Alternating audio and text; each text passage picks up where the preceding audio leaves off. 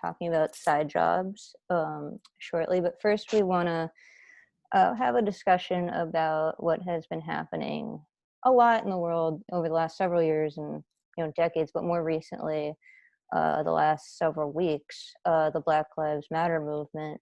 I'm sure everyone knows about George Floyd and Miss Taylor and the police brutality and murders that have unfortunately continue to happen in this country solely because of their skin color. People are being murdered by police just because of their skin color, which is unacceptable and wrong. And we need to be able to have conversations about racism and bigotry so that we can move forward and eliminate it one day, hopefully. And I myself, a couple weeks ago, went to a protest. It was as I say, a peaceful protest. We were all 6 feet apart and took a knee in the grass, and no one was harassed. But it was nice, especially where I live, Long Island, New York, which can be a rather conservative part of this country, to see so many people fighting up for social justice and doing the right thing. And we don't have a person of color on this panel today, but it's also not on us white people to put that emotional labor on people of color all the time to have these conversations about racism. We have to be able to talk about it in these spaces, and I hope everyone on other platforms and forums has taken the time to discuss these issues so that we can move forward and educating ourselves. I fight for social justice as much as I can. I donate. If there are certain charities you know about or not, take the time to do research, take time to Google the NAACP, and support Black art as well. I myself have stage managed and worked on several productions over the years about race, plays about people of color with people of color, written about people of color, and some of the most thought-provoking and important works I've ever seen, where I could barely move out of my seat. I had to be asked to leave the theater, were Fairview and Slave Play and The Call, all written by people of color about race. And I have worked on shows about police brutality and Black Lives Matter, so it's something very important to me, near and dear to my heart. So I will do whatever I can to end racism, not just in this country, but in this world, because it really makes my blood boil that we are living in 2020 and people are just slowly being murdered because of the color of their skin. It is unacceptable. So I'm going to turn it over to my partners and want them to, give their opinions and thoughts on this subject. So along the same lines, not only that, but realizing that something I realized recently is it's a very complicated issue because there's so many things involved in that, like education, wages, food security is a thing. So it is learning and reading a lot, which is something I've been trying to do too, not only about race, but just books of the lives of people of color, specifically Black people. Yeah, multifaceted. Agreed. And I'm going to pick up on the education part, as that's my background. As stage managers, we have to start educating ourselves, listening, and learning ways to work in the rehearsal room, in the performance space, to advocate for change.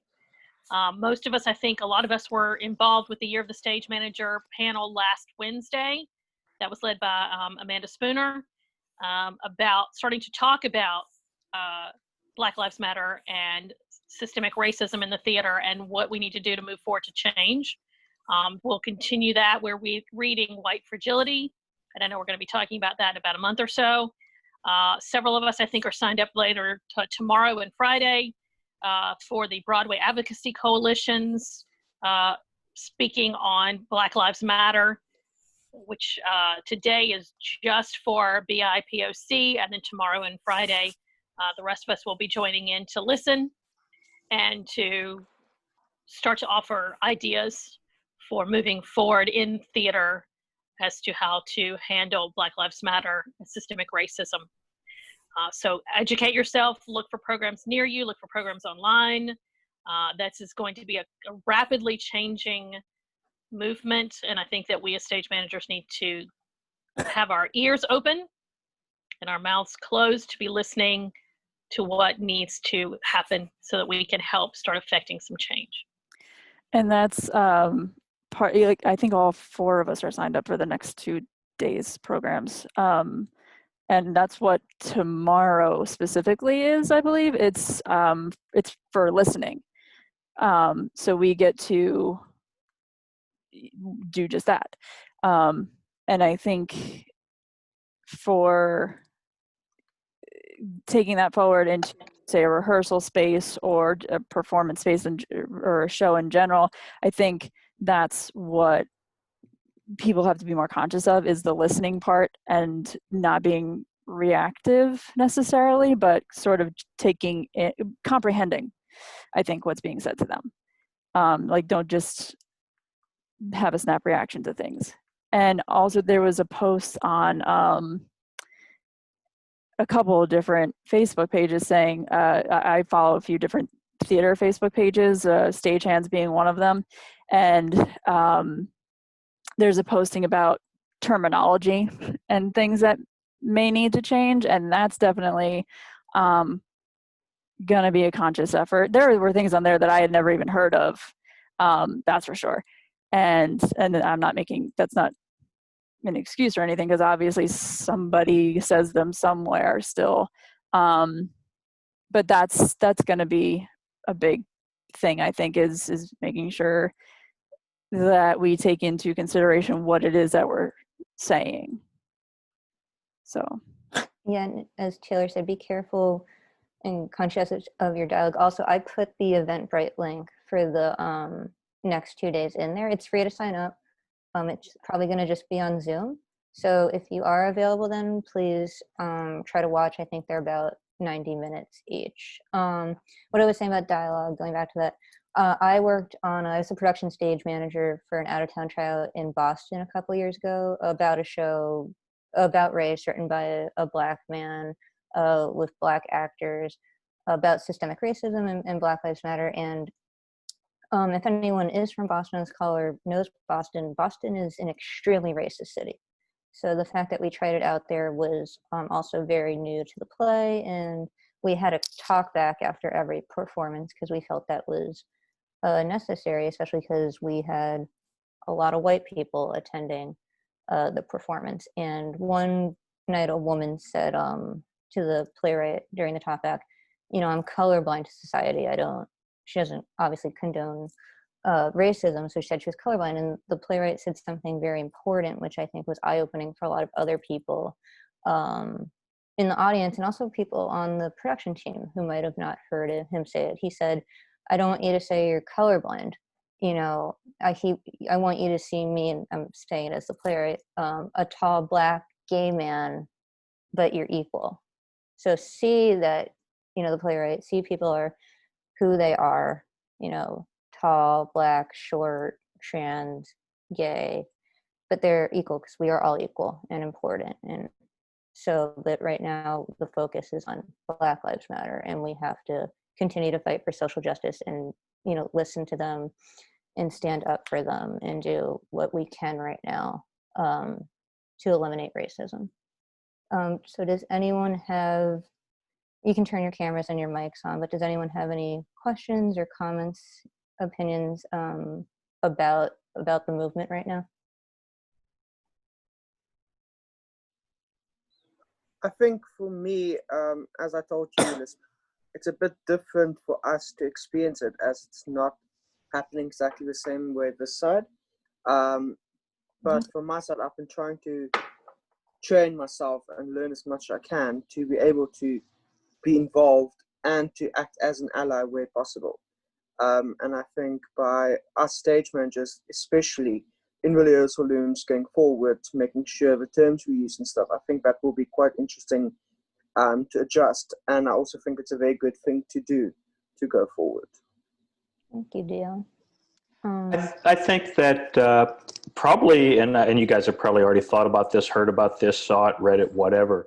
But I think that the perfect storm of the time that we're living in right now, with the COVID and people being off of work a lot and kids being off of school, to be able to protest, I think, again, without a better way of describing it, is the perfect storm. Now, the proof in the pudding always is, in the United States or wherever, how long do we stay excited about this? Do we see a new shiny object in the near future that takes our mind off of this?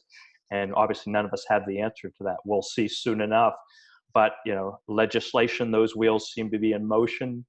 At least in the short term, the bad actors out there, and that's no pun intended, the bad actors out there seem to be being disciplined fairly quickly all across the United States. And so, but again, we have notorious short memories in this country. So hopefully, fingers are all crossed that, this momentum will continue for the near future. But again, we shall see. Thank you. Bless you. And I was coughing. Thank you. Okay. Thank you for your insight, because we were talking about this before we opened the room, the Zoom, to everyone. The reason we are so a little more focused these days on it is because we are watching the news to, learn more about COVID and see what's happening with that. But it is great that the media is covering what is happening with police brutality and, a lot of these other cases like Trayvon and Philando Castile and Eric Gardner happened under Obama, which we weren't paying attention to the presidency as much during that time. Now, because of resisting and getting the vote out, we're paying more and more attention every day to the news. But I personally never stopped advocating for social justice, so I hope that the momentum does keep going, and I hope people who are starting to fight for social justice a little more now will carry that on when, again, there will be something else. There'll always be something to protest, but I hope that this doesn't take a back seat, because it shouldn't. We should continue to fight for to eliminate racism, and it's going to take time, but it's going to take all of us.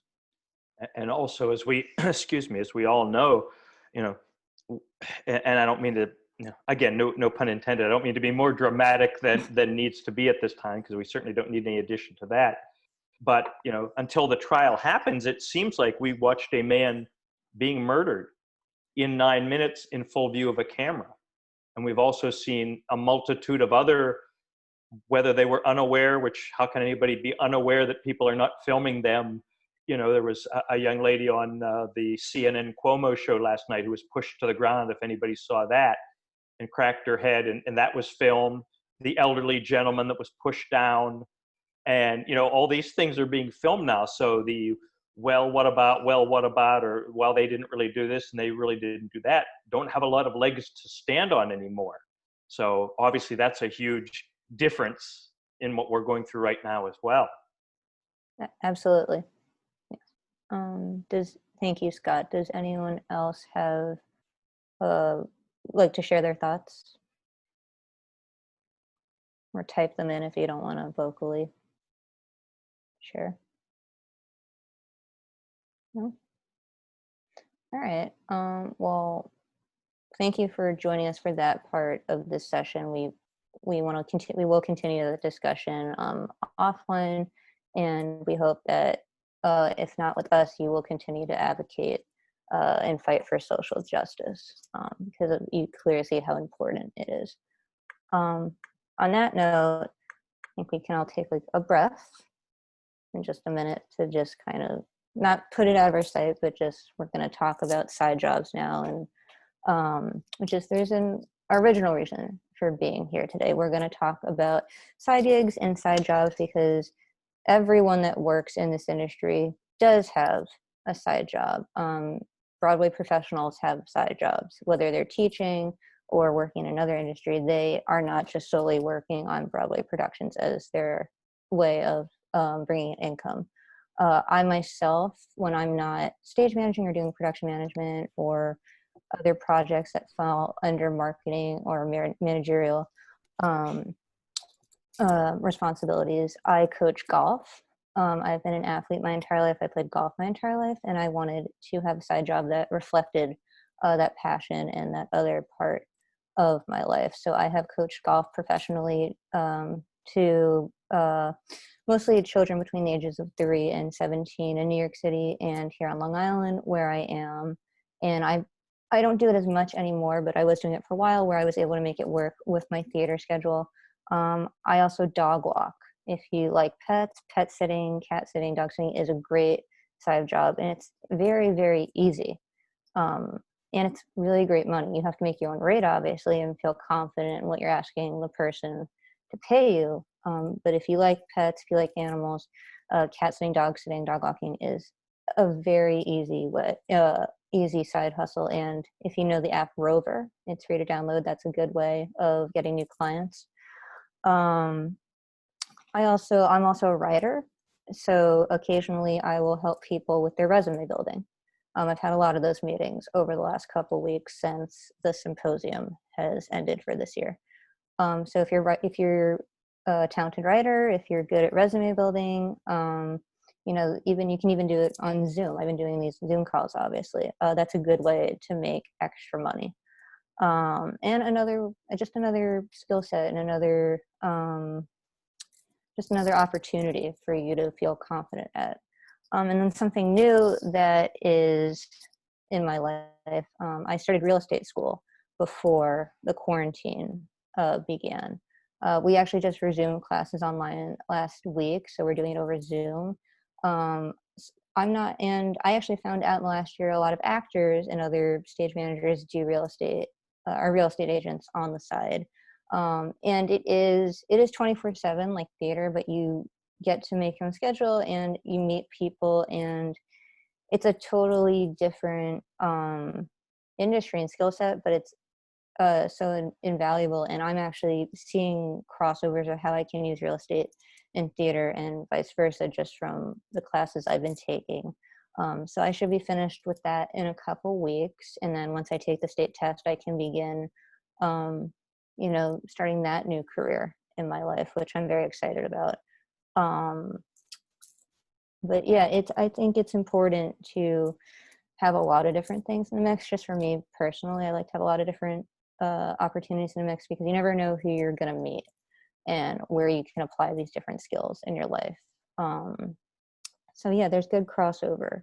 I'm going to turn it over to Lisa now. So side gigs, yes, all of us have them. I currently have 2 side gigs here in New York. I work as a tour guide for an educational tour company called World Strides. It takes my educational background as a teacher and combines it with my managerial skills as a stage manager, and enables me to continue to work with young people, which I missed when I left teaching, and use my knowledge of the city to help groups get from place to place. Ironically enough, my boss and my assistant manager in World Strides are also former stage managers. So those skills are very popular. I have to make sure when I look at a group that I know where their hotel is. I have to know how to get them from place to place on the subway or by walking. I have to go pick up theater tickets, get them to the theater. Sometimes I get to see a show with them, which is great. Get them to different events or locations that they are seeing here in the city. And also manage any problems that may come up. A child loses a cell phone in the restaurant. I have to call the restaurant back and find the cell phone. They leave their AirPods in their hotel room, things like that. Sometimes there's an emergency. Occasionally we have a child or an adult that gets hurt. So it's my responsibility then to contact World Strides to let them know and to find out the closest hospital, urgent care, and make sure that we get them there and that they're taken care of. So a lot of the skills that I use as a stage manager, I use there as well. I also, when I'm not working a show or working with World Strides, work for Equity in a different capacity other than stage managing, and that is I work as an audition monitor. So I work on EPAs, which are Equity Principal Auditions, and Equity Chorus Calls, ECCs. I go in, call the list, keep everybody on schedule for appointments. I collect headshots and resumes, take groups of actors to the room, give them instructions on what the casting directors are looking for that day, and then anything that needs to come back to those actors, I make sure that gets back from the casting team. I really enjoy that job. I get to see a lot of actors, some people that I've worked with before on shows, actors that I'm getting ready to work with on shows, which is enjoyable to me, but it also keeps me kind of abreast of what's going on with the casting teams, what shows are coming up, where shows are in development, because with an ECC or an EPA, we're working on anything from a developmental reading to a full Broadway production. So there are various stages that go on there. Before I moved to New York, I was a teacher, a high school teacher for over 20 years. So that's another side gig, is teaching. And a lot of us do that various ways. And I also have other side gigs in terms of theater. My biggest one, I worked for years as a costume designer and costume coordinator. I'm a seamstress. My grandmother taught me to sew when I was very young. So I used those skills and have worked professionally in costume shops while I was in college to create costumes, and then later moved into the design area. So if I didn't have a stage management job, I still am involved in theater working as a costume designer. So those are some examples of some of the things that I do to make a little money between shows. So I'm going to turn it over to Ingrid, and Ingrid's going to fill us in on what she does.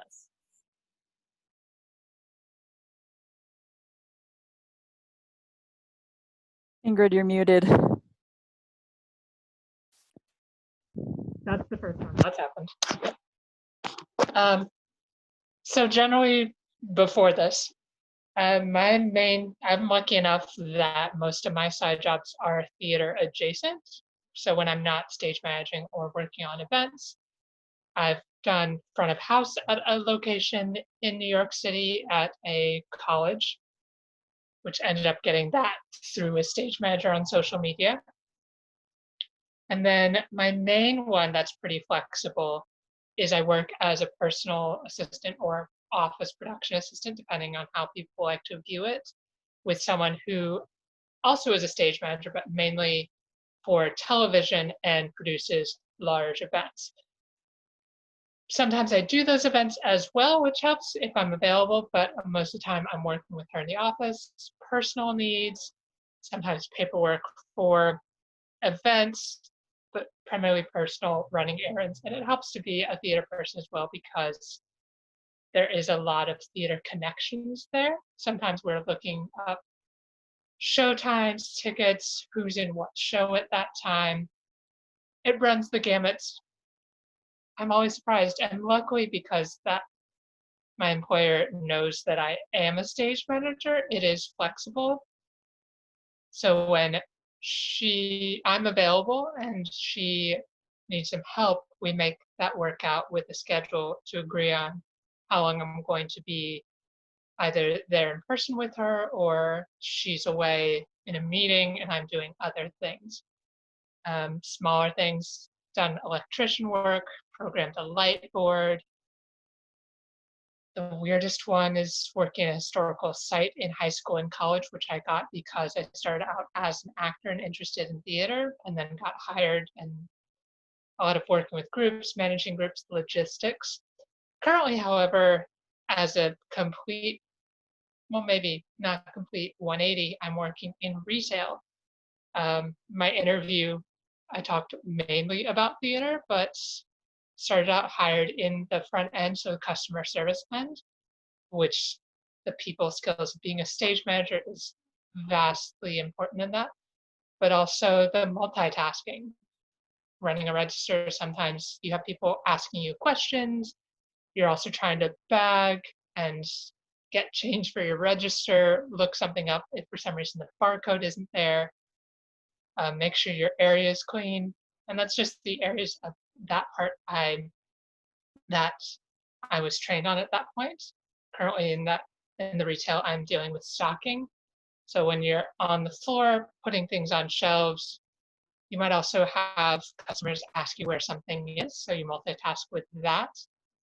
As I'm there longer and longer, I know where more things are and don't have to look as much. We also answer phone calls, so there's that multitasking. fairly self-sufficient on when I have to take breaks. So stage manager mind of knowing and judging, okay, what do I think I can get done before I have to take a break, or what's a good pause point, which is crucial in when you're stage managing a room, but also crucial when you're stage managing yourself, and you need to make sure you're not going to get in trouble for taking too long without a meal. Yeah, reading my bosses, communication with different people. There's a lot of that. And then we have some logistics of what's on the floor, what's not, working with the technology that allows us to do that, getting things put away in the proper place. So many different facets that I did not know are related to so many things of theater. Yeah, has been important to me right now.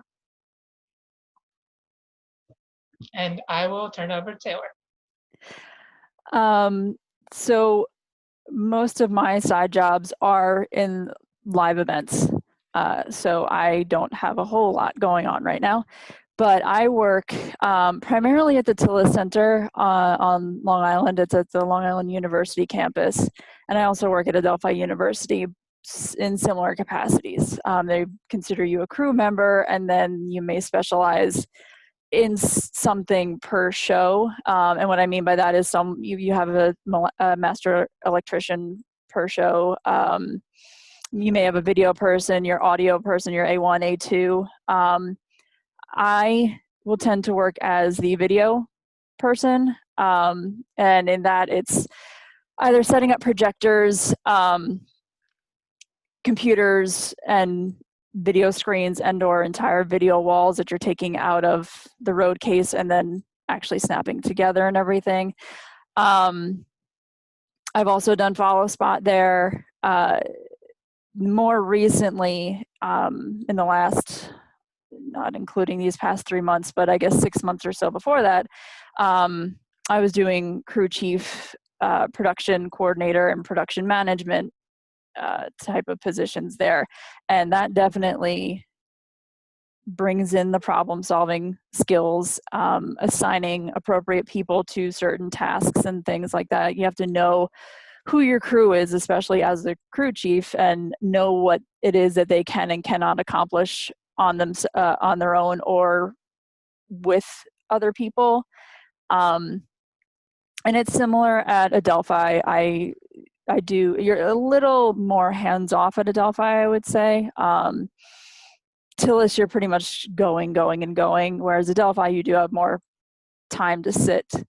And it's a lot more lectures, I would say there. Tillis has lectures as well. They have graduations and things like that, but Adelphi is a lot of, the school itself will use the Performing Arts Center for their presentations. So you're doing a lot of that. They do have concerts as well. Lea Salonga was supposed to be there back in April, and obviously that didn't happen this time around. But it's a lot of that similar stuff. There's also maintenance, so that it helps to know different departments in the theater. You have to know how to fix a light if it's not working, how to clean a light especially, and where things go. I've also done, as a side job, I was a props designer for a little while. So I actually have, I'm going to show you guys a couple of pictures that I found yesterday and that I took yesterday, because I had a quote unquote gig yesterday. This is my taping out my church pews for 6 feet in between people. This is the single person pew, and this is actually at Tillis. This is us west coasting the backdrop, the psych, or possibly putting it down. But this things like that, it's knowing what west coasting a psych is, which is tying the bottom to the top of it, essentially. And this is a perk of the job. Sometimes you get to work with people like Carol Burnett, and they like to take pictures with you. We didn't even have to ask for that picture. She just flat out said, we're doing it. So we did it. It was great. That was a really fun show. This is something for Hairspray that I sourced online. That was Amber's Vanity and her stool, which I'm sorry, that was the Drunk on the Street stool. This was the beginning of Tracy's bed. Turnblad house stool. That was Edna's ironing board. This was a rental piece, and none of us knew who on earth Bonnie was. So I think we changed her to Luann or something like that. But this was a case where you took something that pre-existed and we changed it a little bit. This was actually a pain to put together and take apart because I'm pretty sure you needed to have toddler hands in order to get into the crevice where those bolts go. This was for the record shop and a couple of different food examples for that particular scene. This is part of Amber's vanity. And that was the hairspray can before we put the labels on it. And I don't know whose hands those are. So this is what the beginning of the Hardy Horror Hut looked like. We wound up getting rid of the bras, and I think you'll see in another picture, I added another level to the sunglasses and such. But it looked pretty good considering that mousetrap was a last minute addition because of communication issues in rehearsal between the scenic designer and myself. But yeah, these were just, that's our mock Ultra Clutch larger size bottle that wound up in the Hardy Horror Hut. Yeah. And these were the hairspray bottles, some of the hairspray bottles once the logos were adhered to them. This is I Can Hear the Bells, and yeah, that's glitter. I didn't like myself for having to add it, but they needed to sparkle. So this was the one of the notepads that I made for it. This is the end result of Tracy's bed and her robe next to it. This was the winner's bouquet for Miss Ultra Clutch.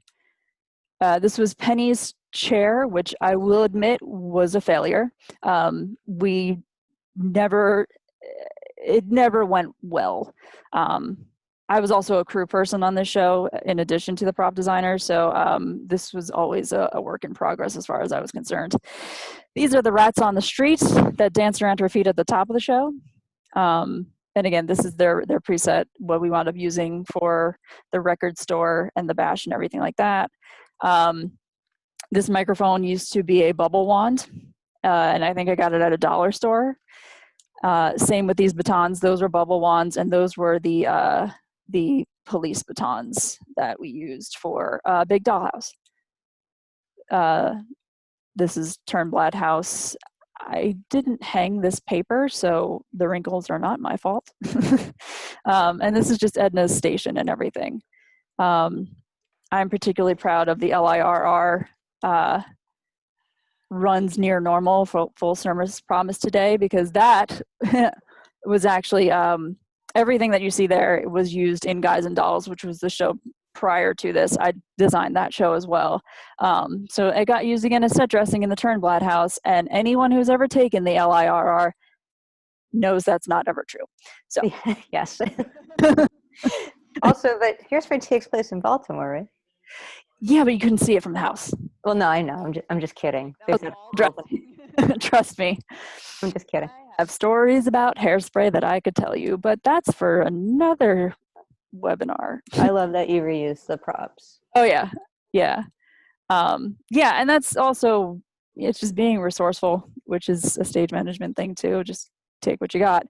Hardy Horror Hut sign up close, and these were some of the signs that we used for the protest. And on the other side, the there is no peace unto the wicked, with the Isaiah covering up, I think used to be Proverbs or something. That was from Guys and Dolls. And that's what I got. That's my portfolio. Thanks, Lisa. Yeah, it was great, Taylor. Something I also wanted to add about side gigs, side hustles. A lot of people, especially stage managers, usher in this business, especially on Broadway. Ushering they have their own union. Given that a lot of them already work in the industry, stage managers, actors, designers, tech, whatever, their main skill set is they're very flexible. If you have to go to audition, or you have to go to your own tech or rehearsal. So that's something to look into if you're looking for a side gig. I know a lot of people that have great experiencing ushering when, you know, we are working in theater live. And then you get to see a free show when you usher. So you get paid, you get a union, you get to see a show. Not a bad deal. And LinkedIn, if you're on LinkedIn, that's a great place to find side jobs too, in the industry, not in the industry. Just making connections and meeting new people. And if you can hear my dog, I'm sorry, he's a little yappy right now. It's okay. They already saw my cat go across with her tail, so. Oh, I didn't notice, but it was cute. Oh, side note on the ushering, as Rebecca also pointed out, in New York, it is still very two. Broadway ushers are union, off-Broadway are not. And then there's some off-Broadway houses that do volunteers as well. Yeah. So it just depends on your space. I think I said Broadway, just to be clear. Broadway is union, and you do get paid for that. Off-Broadway, it's more your volunteering time, but you get to see a free show. And as we know in New York, it's even off-Broadway, not that always that cost-effective to go see shows. Again, and you still get to meet people. It can be. I mean, they have these great 30 under 30 deals. You just have to do your research and look for it. Even volunteering though, as an usher, you don't know who you're going to meet, and that could lead to an opportunity. So it's also just good for everything. Also, to add on to just other jobs within the actual theater itself, there's box office, either management or in front of the customer service desk. That's also something else. And also I know a bunch of people who would nanny or babysit in general, because that they can do on their evenings or days off. So that kind of helps fit into a somewhat set schedule once you're in rehearsal and performance. So. And if you do nanny and you like working with children, you have that experience, that could lead to a child guardian position on a Broadway show nonetheless. And that those positions pay very, very well, to the point where sometimes you don't need to have a side hustle while you're working on that contract. You know, if you're working, the child guardian from Matilda was set for a long time. So that ran for several years. Or School of Rock, or Fiddler ran a little over a year, but still that's a solid production contract. So it's all, you have to take time to do research and really look at your special skills section. I mean, I had to look at mine and be like, well, I'm an athlete, I coach golf, that's something I want to do. And I had to do the research, but I found a way to do that in New York City and on Long Island. And teaching, like Lisa said, has been a teacher as a teacher. Almost every Broadway professional teaches at a university or high school or both. I don't think I know one that doesn't. I myself have taught sound advisory at NYU, and they were very flexible when I was doing that there. And you get to meet people and say you taught at a university, and work with students and get to know their backgrounds and their disciplines. And it's very rewarding. So just, it's very personal what you want your side hustle to be, but, take a look at what your special skills are and how you can apply it to, make other income. Or just if you want to volunteer your time, if that's something you're interested in, get a foot in a new industry. So. Were you going to say something, Lisa? I was going to point out that there are other side gigs, again, that go back to your special skills. I have an actor friend who designs actors' websites. And that's something that he can do that's flexible. The most important thing about side gigs when you're in the theater business is finding things that are flexible, that you can work around your theater schedule. Some actors I know use their voiceover skills to do audiobooks. I have a friend who's an actor and director who, when he's doing a show, he doesn't have to worry about going in and doing audiobooks because he has a gig that he's working on. But between shows, he can schedule several books that he can go in and record, put some money in the bank, go back to a show. And that's fairly flexible as well. So those are the really important things, is finding those side gigs that use your special skills, and B, are flexible so that they work around your schedule. And also, sometimes you're going to have to focus a little more on your side hustle. I mean, once I start selling real estate, that's going to be like a full-time career, just like theater. And that's not a bad thing. And it doesn't, some people get it in their head that makes them less of an artist. It does not make you less of an artist, whether you're working 7 days a week on theater or, you know, once every few months, you're still an artist. So you have to do what's also best for your personal well-being and for your financial well-being. Sometimes your side hustle pays better than, you know, a stage management gig, as we know, and that's just life. So you're still an artist. You're still putting great work out there, and just remember, and don't let anyone put you down about that, because I've seen people do that, and I'm like, that's not cool. So My initial side hustle became my 10-year job. So You never know. you never know where life is going to take Yeah. you, especially in these uncertain times. I Yeah. mean, Another thing I was going to say, though, also, especially if you're crafty, a lot of people have Etsy shops or things like that. I know a lot of people have vintage things they like to sell. They're not necessarily making them themselves, but that will be their Etsy shop too. But that's one thing that's definitely flexible. You just got to find time to go to the post office when you're shipping something, and time to make whatever it is that you're selling in your off time or in your break times even. yeah, we have a colleague on the symposium who has been running an Etsy shop for many years now. She makes bracelets, like handmade bracelets. I'll plug her. It's called Summer String, if you find her on Instagram. Yeah. And it's very creative what Miriam does, Miriam Salzman. So and those are her special skills. Part of her special skills, I should say, not just her special skills. Right. But she did that, and she's created this really amazing business for herself. Yeah, she's had a couple of television commissions and stuff like that too. Yeah, for Black something Orphan. I can't. Orphan remember. Black, yeah. Orphan Black, yeah. She's a real big Orphan Black fan. That's how the bracelets came about. She actually made them just as a fan of the show, and then was able to make it into a business and a profit, which is a pretty amazing thing. Yeah, they had screen time, I think, in the last season, I want to say. Yeah. So check her out. Summer String on Instagram is her handle. May I add something? Of course. Okay. I didn't want to interrupt your flows, lady. Anyway, keep in mind, and again, I know you already know this, but with the introduction to a lot of us now of the Zoom world and the other things how we communicate to each other these days, and this isn't brand new, but obviously there are lots of things that one can do in this sort of environment as well. A couple things. One thing that I am doing, and another thing that I hope to do soon, as soon as they approve my class, I am working for one of the ESL companies, if you know what that is, English as Second Language, called VIP Kid.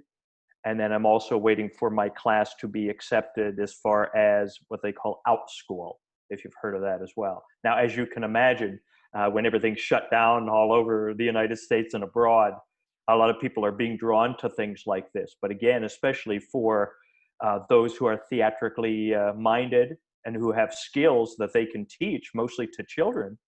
But there's lots of flexibility there, at least on the OutSchool side, where you can set your own rates as well. It's sort of a supply and demand thing. So, depending theoretically how specialized your skills are, and how they may be needed either throughout the United States or oftentimes in other countries as well, children take those classes. Now, as far as the ESL classes, the company that I'm working with is located in China. So basically, they're 12 hours ahead or behind, I always forget these things, of us. So it's either early morning or late night for them. So that's a whole nother thing. We tend to think about the face-to-face or whatever, but nowadays with the online, a multitude of options online as well, those are possibilities for all of us as well. Oh, yeah, absolutely. I mean, that's how this came about. I was just going to say that's how this came about. This is what we have. We all have some form of technology that has a camera in it, and right. we can all still speak. And so that's where we are. That's There why you we're go. doing this. Awesome. Also, if you have, I know some people that do voiceover work as side jobs. Yeah. So if you're confident in your voice and you have a strong voice, do that. That can pay really well, doing recordings and voiceovers for almost anything. So yeah, just like, it's a lot of research, but you will find that right side gig for you. And then sometimes it just becomes a main gig, which is great. Yeah, I like what you said though about not feeling guilty about doing a side gig or maybe making it more than a side gig for any amount of time. Again, it's it goes. These things go in whatever in waves. So sometimes our main passions have to become our secondary things. But as long as we're trying to indulge in them at all, it's still a wonderful thing. And like you said, or you didn't say it specifically, but it's what I thought. Things like eating, having a roof over your head, putting gas in your car, stuff like buying groceries. Those are good things. Being able to pay for those types of things, never a bad thing. My dad worked with somebody once who they said money can't buy happiness, and he was like, I don't know, a lot of things that make me happy cost money. Yes. But I mean, you never know where it's going to lead. I know an actor that she ended up being offered a job in Vietnam for over a year to teach English to kids over there in school. And that's not something she could have ever predicted, but she doesn't actually do that much acting anymore, but that experience and just being able to immerse herself over there and take a break really shaped a lot of her life for her. So you never know where it's going to lead to. And to sound really actorly or theatrical, you get to bring that back to the theatrical side of yourself. Yeah. All these things we learn, in real life, we bring them back to our theatricalness. So to our artistry. And there you go. Yeah. Better said. I like it. I like theatrically. So There you go. I liked it. Yeah. My career, of course, teaching, being a single parent, I had to keep a roof over my head and my son's and keep food on the table for both of us. So, that side job of teaching became my main career for over 20 years. And then when he was able to go to college and say, Mom, you can go do what you want, I could take a little freedom and go back to professional stage management and not worry about, he's now responsible for his own food and his own roof over his head. And I take care of mine. So that ebbs and flows through life. And you do have to remember that sometimes that's what you need to do. I have a former student who is a Broadway actor who said to me one time, he was grumbling about the fact that he was going to LA to audition for pilot season. And he said, sometimes I have to go do some guest work on TV shows or a small role in a film, which pays a lot of money, but it's not feeding my creative juices. But because I get that chunk of money, then I can put it in the bank and I can come back to New York and I can take an off-Broadway show or an off-Broadway show that doesn't pay a lot, but means so much to me creatively. So you have to find that balance, or Scott was saying it, those waves where you put that money in the bank and you do something that maybe is not feeding your creative soul at the moment, but that by doing it, you're going to be able to put enough money in the bank that you can then go do something that is going to be artistic, creative, theatrical, that is going to feed that passion for you. So you have to find how that ebbs and flows. Well, Film actors often refer to that as, one for me and one for them. Those who are very successful, they do their blockbusters so they can do their independent movies. yeah, Exactly. it's like people who look down on either commercial actors or when there were soap operas or more than two of them, and I'm like, they're working, are they not? They're working. They're paying Exactly. their bills. They are paying the bills. Yeah, and especially that Flo girl on what is the insurance she's on?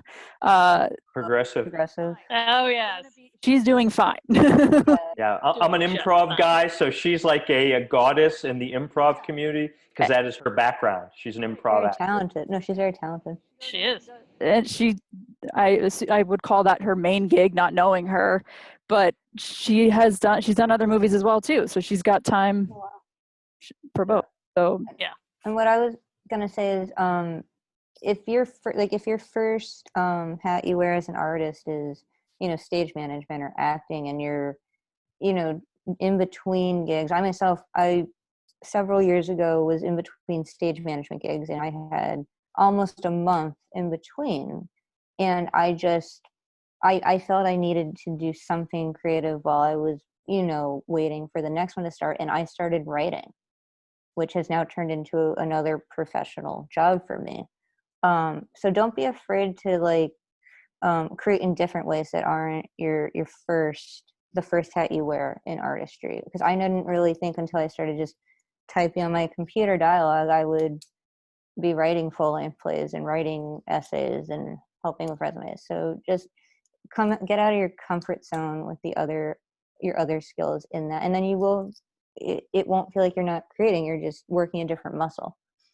I liked what a lot of you said as you were relating your stage managing skills with some of the other things you did. And we all have, and we don't think about them enough, so many transferable skills that we have, and some of us who are older than some of you who've lived, more than one professional lifetime. We've accumulated a lot of transferable skills, but we tend to see ourselves, or those who would hire tend to see ourselves as, what is your most recent title on your resume? Whereas, it just takes a little bit of the cliched out of the box thinking, but it just takes a little bit of work. But again, theoretically, there are opportunities out there. It's just sometimes a little harder than others to find them, or takes a little more thinking than others to find them. Yeah. And sometimes you have to take a chance. I know when I went to interview for my job at World Strides, the only reason I went to interview was I said, I used to bring my students to New York when I was teaching high school. I think I can do this. And walked into the room, and the two interviewers sat down. One was the manager, one was the assistant manager here in New York City of their tour center. And they both said to me, we're both former stage managers. That's why we asked you to come in and interview. We know your skill set. We know it's a great skill set for what we do here at World Strides, and you've been a teacher. That's the perfect combination. I really didn't even have to interview. I was hired almost on the spot. But I went in thinking, well, I don't know if I'll get this job or not, but I think it's something that would interest me. So sometimes we have to have a little faith in the people at the other end that are interviewing, that they are going to see the skills we have as skills that are transferable across many different careers. And a couple of things in addition to that, I think that, since there are things that we may have, many puns on my side, I apologize for that, other things we may have in the wings at any given time, maybe the pressure isn't so severely on us like a regular interview would be, where this is an all or nothing thing. This is my whole career. Oh my God, if I don't get this job, the world is over. So you can go into an interview, like you mentioned, and perhaps not feel the weight of the world on your shoulders, and kind of just, and also I don't know that can be overestimated or underestimated enough, that a lot of times the connections that not connections, but when you're in an interview, whether it's, I guess nowadays it's more Zoom, but you make a connection with your interviewer, they can teach you theoretically what they need to teach you, as long as it's not some hugely technical skill that you have to have X amount of years of training for. So I think we oftentimes look past, oh, I don't have this, and I don't have this, and I don't have this, and I don't have this, as opposed to, well, what do you have as far as personality, perseverance, drive, being able to string sentences together, he says, as an old man thinking of younger people. No offense, younger people on this call, can you say things beyond emojis and LOL and things? You actually have thoughts that you can verbally say to people. That impresses people these days, because there are some who cannot. So keeping all that in mind as well. Oh no, it does happen that some people can really not write in more than emojis. It's not. So we're opening if you want to turn your cameras and your mics on and open the conversation, if anyone else has questions or comments, just our last several minutes here. Yeah. I think side jobs is actually very important in the industry, because I mean, it's unless you're permanently employed as a freelancer, it is needed. But a lot of the side hustles or side jobs you mentioned is not something that we have. So one of my side jobs is graphic designing and website designing, which takes a lot of time, which sometimes makes it difficult if you're doing a show and you have a deadline to get a website done. But I think it's very important for people to know about the side hustles and side jobs that is available in that specific country, all that sort of thing. And also to know it is okay to do it. You know, it's not, no one's going to judge you if you have one. If you're juggling like 5 jobs, no one is going to judge you. Well, there's a reason why the phrase gig culture or gig economy is out there, because it's a reality for many people these days. Yeah, it's fun when producers tend to say, you know, we know you don't pay, we know we don't pay you enough, and I tune out after that, honestly, because I'm like, no, you don't. I'm the same. And that they feel bad about it. I'm like, You could just pay me more. something about it. I don't, then bring more people into your production to help pay for it. I think that may be a uniquely umbrella term, entertainment field type of thought process that people, you know, well, we'd love to get you for free, or let me give you experience, or, well, we can't pay you very much. And we're supposed to just shake our head and say, okay, that's fine, because, you know, what we do as being creative, or as best we can be, is not as prized as, you know, what people in the quote unquote real world do. But my thought always is, okay, how many people after a full day at their real gig, 9 to 5 real job, what do they go home and do? Read, watch television, watch movies, listen to music, go to a play, you know, entertainment. Very few people go home and do CPA work or architecture or whatever. So, you know, I think we tend to devalue ourselves sometimes too, and not really stand up for our value in our culture as well. Yeah, and I have a friend of mine who I work with at Tillis, or he used to work at Tillis Center, rather. He works elsewhere now. But he made it, because, you know, at the end of the, sorry guys, but at the end of the show, we want the audience to leave. We want you to go, because we still have work to do. And his way of looking at it is, well, your audience, your night of entertainment is our work day. We're at work. And yes, watching from the sidelines, working with Carol Burnett, that was freaking cool. And I wouldn't trade that for anything. I was backstage watching her watch herself on the screen, because before she came out, they showed some clips from her Q&As of old shows. And she looks at me and like gives me a smile, like, and I'm like, I'm watching Carol Burnett laughing at Carol Burnett while standing next to her. No, that's very cool. Cool. That being said, though, I was still at work. So, you know, my day doesn't end when the show does. I'm maybe halfway through it if I'm lucky at that point. Yeah. One of my favorite phrases to tell people when you're doing something that certainly isn't fun is, and I don't mean it literally, is, they didn't tell me about that in showbiz school. That's funny. Do we have any other question or comments on the forum? Lisa, were you raising your hand, or is your cat trying to walk through? No, that was the cat who decided she was ready for attention. She's now laying in my lap. Yeah, I didn't think you So were if raising your ears hand. pop up, you'll see her. Yeah, I didn't think you were raising your hand. I thought it was the cat or something, or fixing the your cat. That's one thing we've learned on Zoom calls, that cats like to interrupt Zoom calls more than dogs do. She definitely does. She loves people. Yeah. Aw. I have cats. I only have dogs, but they tend to keep to themselves. So. I know she's very curious about voices in the boxes. Oh God. Yeah. Do anybody else questions, comments, concerns in the last couple of minutes that we got here?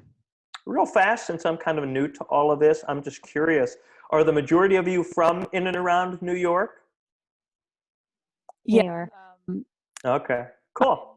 I'm a New from York North sports Carolina, fan. of course. So. Okay, yeah, and I live in North Carolina as well. I'm in Charlotte, but I'm a New York sports fan. I've been to New York one time, so my heart is in New York as far as sports go.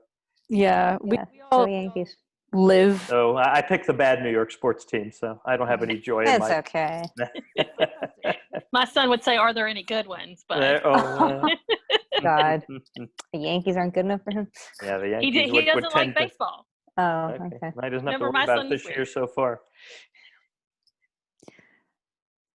But yeah, most of us, or we live either Okay. near. Cool. I apologize. I'm taking another call here. Hang on. Okay. Um, anyone else comments, questions?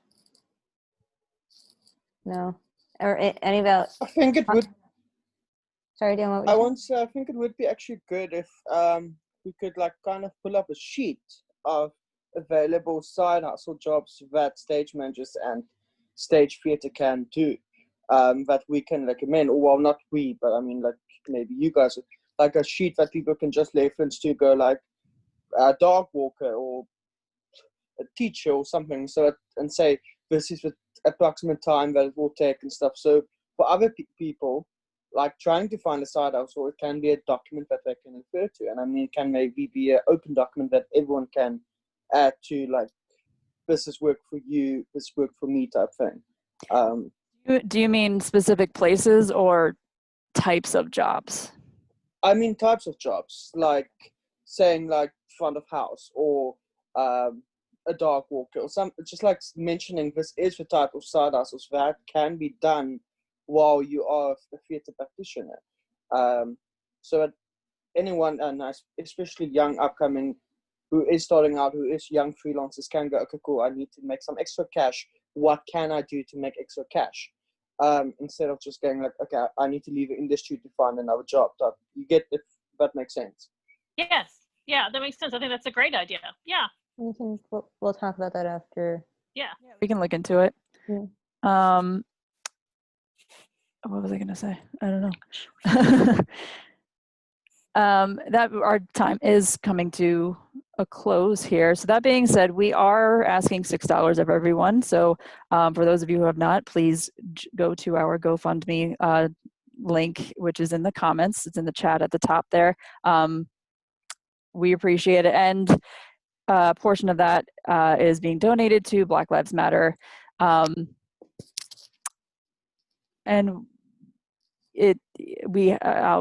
frankly, we haven't decided on the portion yet. That's going to be something I think we're going to talk about once we're done here. But yeah, it will be donated appropriately. So, does anyone have questions about that as well before we end the call? No. The movement or just generally social justice? No? you guys are missing a huge dog storm downstairs in my house right now. Sorry. Well, if you are wondering why I'm lying like this, it's because I'm crushed by my dog and I can't move. I've tried twice Aw. already. I've just given up now. Like Yep. this said, I'm positioned like this for life. So Yeah. Yeah. I'm pretty sure that's why chiropractors love me. I'm looking at the unevenness of my shoulders right now, actually. Yeah. But yeah, we'll chat about coming up with some sort of a list of ideas of other jobs, side jobs and such, and post it in the near future, I think. I mean, you could also create like a thread on the alumni group over Year of the Stage Manager, and people can also comment. I know, just a suggestion. Yeah, we have our group page, so we'll put something on Yeah. your page. This was a really exciting segment. Thank you, ladies, gentlemen, You're welcome. people. When you make your list, sorry, I'm reading Rebecca's comment. When you make your list, get input from people in other areas than NYC as well. Yeah. Yeah, it'll be open because if it's on our page, at least it's open to all of our friends who have accepted the invite and that we've added. Aren't you supposed to respond, there are no other places other than New York City? We have worked Well, then I won't be here because I'm But calling there from South are. Africa. No, we'll make sure to make it very diverse and inclusive. You guys may have discussed this before, and I know we're wrapping up here, but is it really surreal being in New York these last several months? I mean, the hustle and the bustle. Is it to go out on the streets and see the empty streets or fairly empty streets? Is it pretty weird? Well, I would definitely say, for me, having only lived here a little under 4 years, it's been very surreal for me. And the quiet, yeah, well, the quiet right now, it wasn't for a while.